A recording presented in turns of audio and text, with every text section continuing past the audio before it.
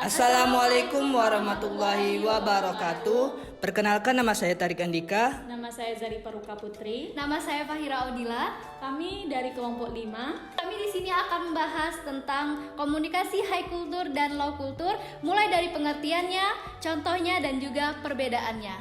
Simak videonya baik-baik ya. Oke, pada kesempatan kali ini saya akan membahas tentang komunikasi high culture. Jadi, komunikasi high culture adalah komunikasi yang bersifat implisit dan ambigu, yang menuntut penerima pesan agar menafsirkan pesan tersebut sendiri. Komunikasinya konteks tinggi dan bersifat tidak langsung dan tidak apa adanya.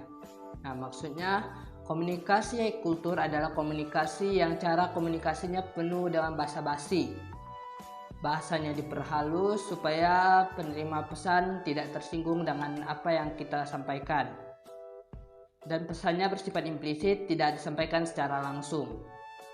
Nah, dan jadi tujuan komunikasi high culture adalah untuk menciptakan kesepahaman dengan lawan bicara kita, memperkuat ikatan sosial, dan menjaga hubungan baik dengan lawan bicara supaya lawan bicara kita tidak tersinggung dengan apa yang kita ucapkan. Nah, untuk contohnya, simak video berikut ini. Kok tadi parkir di mana, Pak? Aku tadi parkir di basement sih. Oh alah, aku tadi parkir di depan. Juga.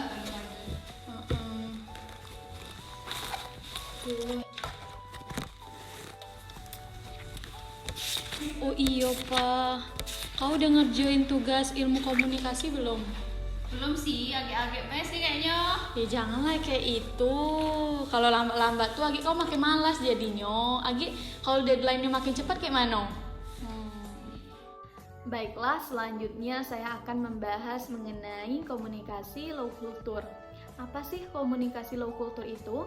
Komunikasi low culture merupakan komunikasi antar budaya yang bersifat langsung, apa adanya, lugas tanpa berbelit-belit, atau yang biasa kita kenal dengan cara bicara belak-belakan. Jadi, masyarakat dengan komunikasi low culture ini memiliki cara bicara yang belak-belakan, terus terang, dan juga message atau pesan yang disampaikannya itu bersifat eksplisit, straight to the point, langsung, lugas, dan tegas. Nah, kalau kita samaratakan masyarakatnya, biasanya masyarakat dengan komunikasi low culture ini berada di belahan dunia bagian barat. Seperti contohnya negara Jerman. Orang-orangnya straightforward, terus terang, mau ngomong apa? Iya, enggak. Sedangkan masyarakat dengan komunikasi high culture biasanya berada di bagian timur dunia seperti Jepang ataupun Indonesia. Dari pembahasan saya dan Dika tadi, kita dapat mengambil pelajaran bahwa jika kita ingin berkomunikasi dengan orang lain, kita harus mengamati terlebih dahulu orang ini memiliki komunikasi low culture atau high culture. Jika lawan bicara kita memiliki komunikasi low culture, maka kita menyampaikannya dengan belak-belakan, terus terang saja. Namun, jika lawan bicara kita memiliki komunikasi high culture, kita sampaikan dengan secara hati-hati, jangan terang-terang, takutnya dianggap tidak sopan. Nah, sebagai contoh real dari komunikasi low culture, simak video berikut ini ya. Assalamualaikum. Salam. Sebenarnya aku tak ambil ini, kayak fungsinya. Kalian udah tugas ilmu komunikasi tuh? Belum sih, aku agak-agak beda sih, Dik. Malas nih anak, udah sempat cak mana, Gi? Malas nih kau. Baik, selanjutnya saya akan membahas pembahasan yang terakhir, yaitu tentang perbedaan komunikasi high culture dan komunikasi low culture. Jadi perbedaan dari komunikasi ini yang pertama dari gaya bahasa. Gaya bahasa yang digunakan dalam komunikasi high culture biasanya itu cenderung lebih kepada kata-kata yang rumit, terus juga membutuhkan banyak kata-katanya itu, dan tidak langsung kepada to the point atau terlalu banyak basa-basinya. Contohnya seperti ini, saya tidak suka dengan pakaian yang kamu pakai hari ini. Sebenarnya sudah bagus, tapi lebih bagus lagi jika kamu memakai pakaian berwarna merah ataupun yang lebih terlihat cerah. Nah, contohnya seperti itu. Dan perbedaan dari komunikasi high culture dan low culture ini seperti ini. Kalau dari low culture itu biasanya menggunakan komunikasi yang cenderung lebih belak-belakan dan langsung kepada to the point. Contohnya seperti ini, saya tidak suka dengan pakaian kamu pakai hari ini. Jadi dia langsung mengatakan saja bahwa dia tidak suka, tapi tidak membutuhkan alasan gitu, langsung pada to the point-nya saja. Jadi seperti itu. Nah, dari yang kedua yaitu dari konteks komunikasi yang digunakan dalam komunikasi high culture dan low culture ini.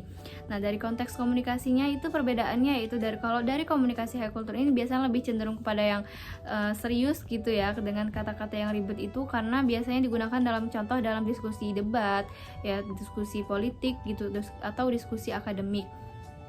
Contohnya itu seperti ini, dalam suatu diskusi ya, kayak ada seseorang menyampaikan seperti ini, dia menggunakan high culture ya, nih, argumen yang kamu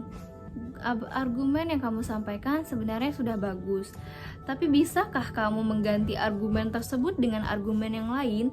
Jadi dia kayak mengatakan bahwa argumen yang disampaikan orang ini dia tidak setuju gitu, tapi dia mengatakan dengan kata-kata seperti itu, argumen yang kamu sampaikan sebenarnya sudah bagus, sudah cukup bagus gitu, apakah kamu bisa mengganti argumen tersebut dengan argumen yang lain? Nah, berbeda dengan komunikasi low culture. Kalau low culture ini dia langsung kepada to the point-nya saja, saya tidak suka dengan argumen kamu, tolong diganti. Jadi kayak dia ingin orang tersebut mengganti argumennya karena dia tidak suka gitu loh. Jadi kayak cenderung lebih kepada to the point-nya dalam konteks komunikasi yang disampaikan. Lalu yang ketiga dari tingkat pengetahuan dan pendidikan. Kalau dari high culture ini biasanya tingkat pengetahuan seperti dalam bidang-bidang seni, terus sastra, filsafat, dan juga sejarah. Jadi kayak membutuhkan suatu pemahaman yang khusus. Lalu kalau dari low culture ini tidak menggunakan suatu pemahaman yang khusus, tapi langsung saja kepada untuk khalayak yang lebih ramai dan tidak membutuhkan pendidikan yang tinggi gitu. Jadi kayak untuk khalayak yang luas.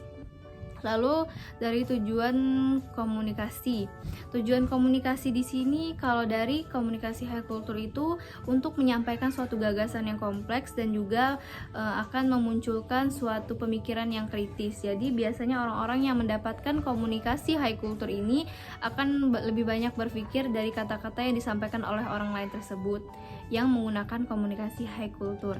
Lalu kalau dari komunikasi low culture ini biasanya tujuannya itu ya untuk memunculkan suatu emosional dari seseorang, tapi ya dia dengan bertujuan mengatakan low culture ini ya agar seseorang tersebut langsung mengerti dengan kata-kata yang dia sampaikan. Jadi dia langsung to the point. Cuman akan memunculkan suatu emosional pada komunikan yang mendapatkan komunikasi tersebut. Yang terakhir yaitu penerima dan partisipan.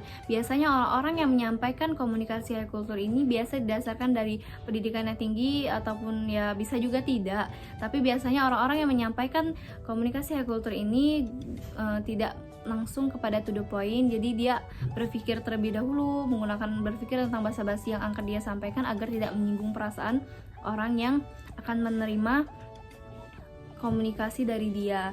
Lalu orang-orang yang menggunakan komunikasi low culture ini biasanya langsung kepada to the point-nya saja. Segitu saja penjelasan dari saya tentang perbedaan komunikasi low culture dan high culture. Itu saja penjelasan dari video kami. Semoga dapat bermanfaat Dan juga menambah ilmu pengetahuan untuk kita semua. Kami akhiri. Wassalamualaikum warahmatullahi wabarakatuh.